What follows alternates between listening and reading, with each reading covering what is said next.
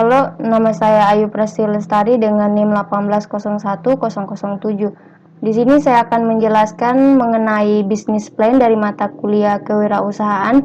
Langsung saja kita masuk ke definisi bisnis plan.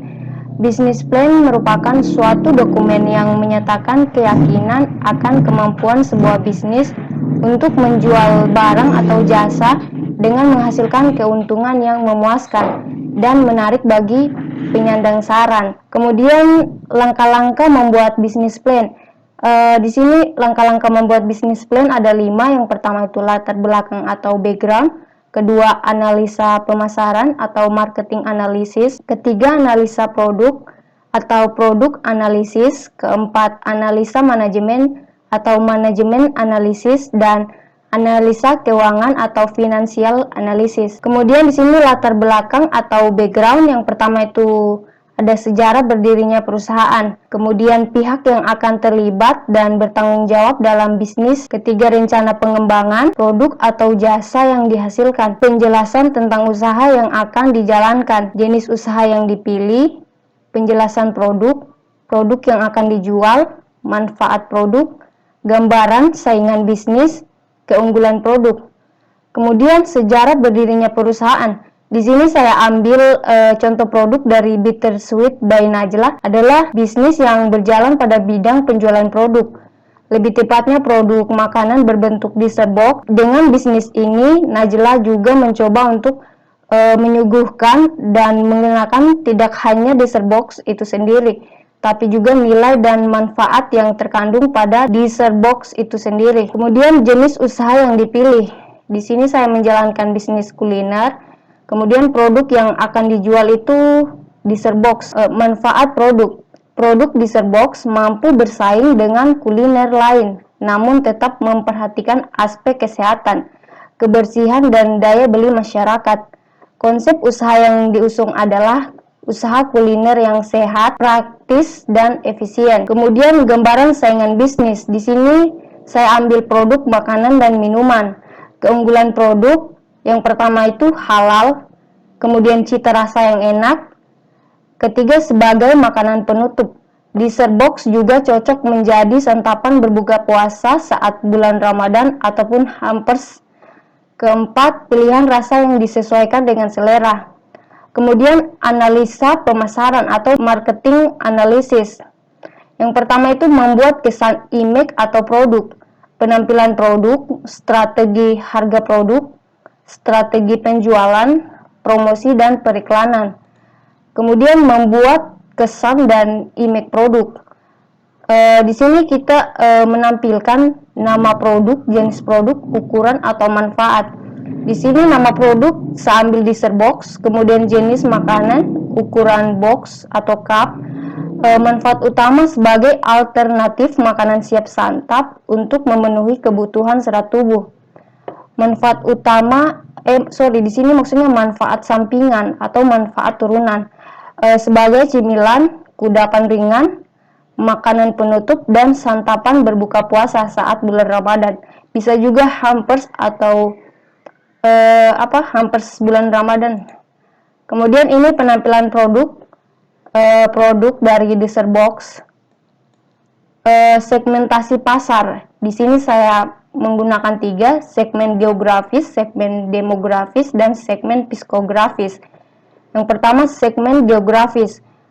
Outlet pertama berada di Jakarta dan sekarang sudah ada beberapa cabang di beberapa kota. Misalnya di Makassar sudah ada cabang dari Bittersweet by Najla. Kemudian segmen demografis, dessert box adalah produk universal yang dapat dikonsumsi oleh semua kalangan masyarakat, baik laki-laki maupun perempuan, tanpa membedakan agama, suku, ras, dan usia.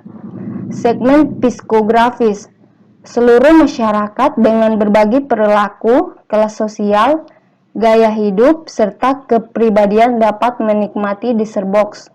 Karena dessert box adalah makanan siap santap yang mengandung serat untuk mengganjal perut sehingga dapat dinikmati oleh berbagai kalangan. Kemudian strategi harga produk. Metode penerapan harga produk di Serbox yang kami gunakan adalah metode penerapan harga markup. Dalam metode ini, harga jual per unit ditentukan dengan menghitung jumlah seluruh biaya ditambah jumlah tertentu untuk menutupi laba yang dikehendaki pada unit tersebut atau margin. Kemudian strategi penjualan sama seperti strategi pasar. Langsung saja strategi penjualan yang pertama itu ada strategi positioning.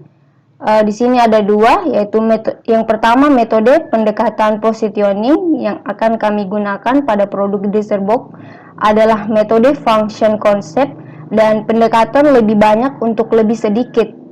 Metode function concept menunjukkan function needs dari produk di Serbox, di mana produk di Serbox merupakan produk makanan yang sehat dan ekonomis.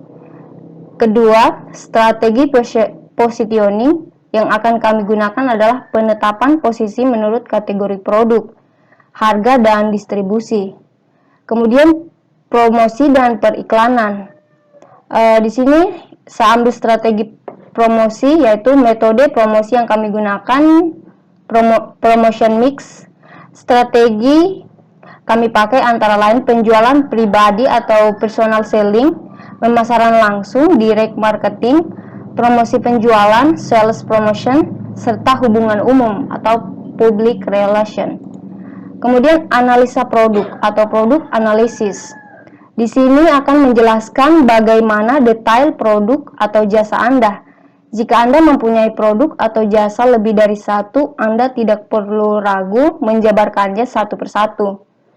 Karena analisa produk ini mengharuskan Anda menjelaskan secara detail bagaimana produk Anda nanti akan dibuat dan pencarian bahan baku. Kemudian definisi produk, kemudian beberapa pertimbangan atau bahan baku serta tahapan produksi. Definisi produk. Di sini nama produknya di Serbox, jenis produk makanan, ukuran box atau bisa kita pakai cup kecil. Kemudian manfaat utama sebagai alternatif makanan siap santap untuk memenuhi kebutuhan serat tubuh. Di sini maksudnya manfaat turunan sebagai cemilan kudapan ringan, makanan penutup dan santapan berbuka puasa saat bulan Ramadan. Di sini ada gambar di Serbox-nya dan ini logo dari Bittersweet by Najla. Kemudian beberapa pertimbangan, bahan baku serta tahapan produksi. Di sini ada proses pembuatan di Serbox, yaitu ada 7 tahap. Yang pertama itu siapkan bahan-bahan yang diperlukan saat membuat di Serbox. Kemudian ayak tepung, mantega, coklat, bubuk, dan vanili hingga halus. Sisihkan terlebih dahulu, lalu aduk gula pasir, telur, dan emulsifier menggunakan mixer hingga merata dan padat. Ketiga, masukkan bahan yang sudah diayak ke dalam adonan telur, lalu aduk kembali dengan mixer hingga tercampur merata dan tambahkan lelehan mentega, lalu aduk dengan spatula hingga rata. Keempat, kukus kue selama kurang lebih dari 30 menit hingga matang dan mengembang. Kemudian setelah itu buatlah lapisan whipped cream dan ganache. Di sini ganache maksudnya kayak coklat. Yang keenam itu jika semua komponen sudah siap, keluarkan kotak berisi roti dari dalam kulkas, potong ujung piping bag, lalu tata whipped cream secukupnya hingga merata. Masukkan kembali ke dalam kulkas selama 30 menit. Setelah itu berikan ganache atau coklat di atas whipped cream secara merata. Berikan taburan coklat chip di atasnya agar lebih nikmat. Kemudian analisa keuangan atau financial analysis. Anda harus menulis bagaimana kondisi keuangan perusahaan Anda saat ini atau proyeksi keuangan di masa depan, mulai dari perkiraan pendapatan, modal yang dimiliki saat ini, besar dana yang harus dibutuhkan serta biaya operasional sehari-hari. Anda harus benar-benar menulis sejujurnya karena jika Anda memarkup terlalu besar, bisnis plan Anda bisa saja ditolak oleh calon investor atau penyandang dana. Kemudian biaya produksi, di sini saya buat rencana anggaran pengeluarannya. Yang pertama itu alat. Di sini ada 7 alat, ada panci, kompor gas, kain lap, nampan, pisau, telenan, wadah box. Di sini sudah saya rangkum harga-harganya, lalu saya di total 218.000. Kemudian bahan baku asumsi 1 minggu. Di sini ada 8 Oreo biskuit, susu, keju, dark coklat, box kemasan 3000 pieces, sendok kecil 3000, galon gas 3 kilo. Total bahan per minggu. Di sini saya sudah totalkan keseluruhannya 310.000.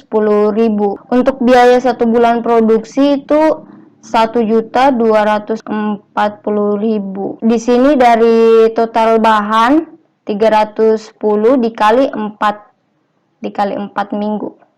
Hasilnya nanti 1.240.000. Kemudian biaya pamflet brosur ini 50.000. Kemudian total pengeluarannya 1.290.000 dari biaya 1 bulan produksi ditambah dari pamflet atau brosurnya. Kemudian perhitungan BEP, break even point.